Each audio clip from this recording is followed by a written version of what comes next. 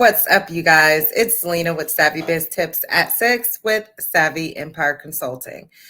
I hope everyone's having a great day. I'm glad if you came to tune in that you are here.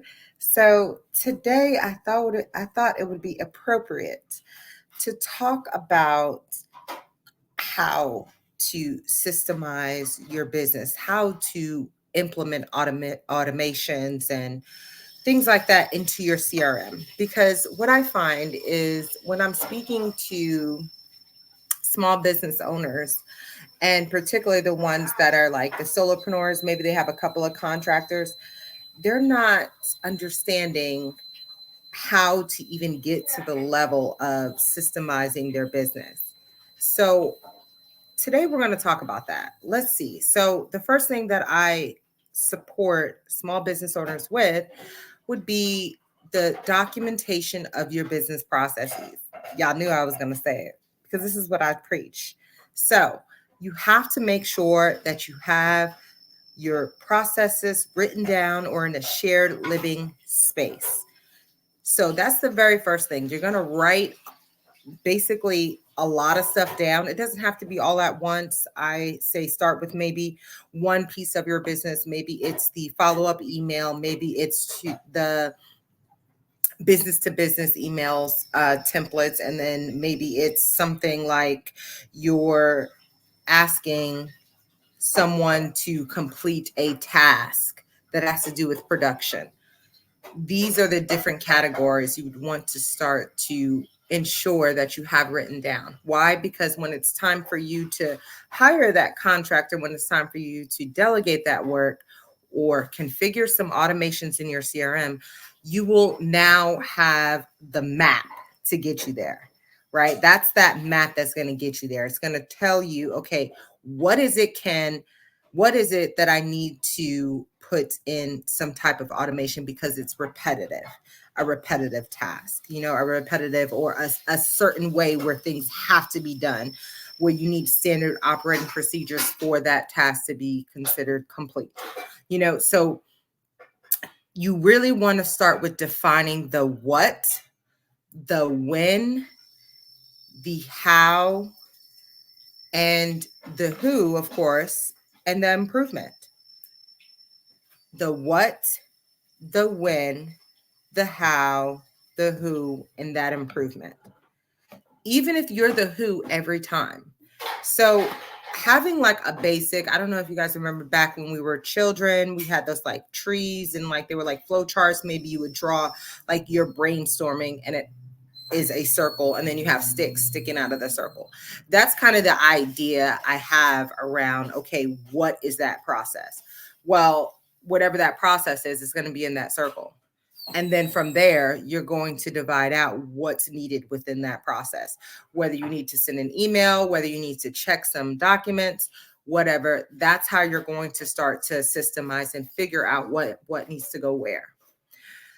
So the flow charts are really helpful with helping define the what's and the when. And then it starts to get a little bit sticky, right? Because if the customer says, yes, we do need support with this, then there may be some separate steps than when they say no, and there isn't any separate steps. So it does get a little bit tedious. But when you do this, it's going to really open up your mind to the possibilities of what you can figure out how to automate or systemize or get an AI bot for, right? So when you do stuff like this, just that process, we're going to be able to find out how we can do this in our CRM. And many times, many of these CRMs, they all have many features. And I believe a lot of them have those automations or dependencies where if this happens, then this must happen. That's a recipe right there because we can automate whatever this and that is. So really fine-tuning your processes has to do with you actually putting it down on paper or in your computer or whatever's easier for you, but you should definitely write it down. Then after that, and we figure out, okay, well, we have the processes, we know what we got to do, we know when it has to happen. Now we got to figure out, is it okay to automate it or does it even make sense? So that's where, you have to at least get to that stage by writing it down. But once you get that figured out, well, I can hire someone, or if that takes me this amount of time, or I can do AI and have an AI bot with setting up my CRM like this. So there are many ways where you can figure out how to run your business where it's not so dependent on you, the CEO, the business owner, doing it, or even another team lead doing it. I feel like one of the most challenging things can be when it comes to delegating and systemizing is really trusting your process.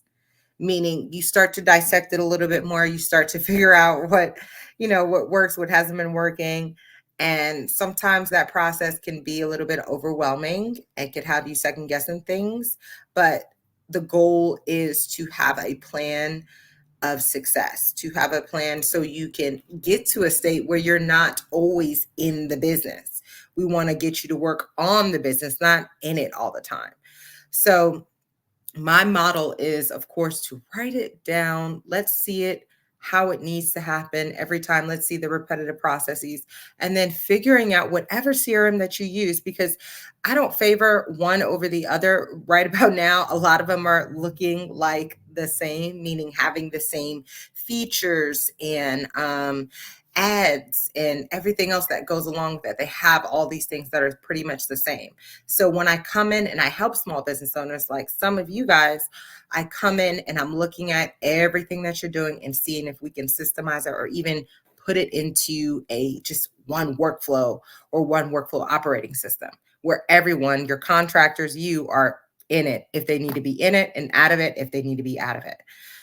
So that's where I feel like we have come in today's age when it comes to the small business world and the tech world. We are bombarded with a lot of technology. Not all of it may be needed, and you really need to figure out what is good for your business and your business model. Thank you guys for tuning in to Savvy Biz Tips at 6. I hope to see you guys again tomorrow. Bye.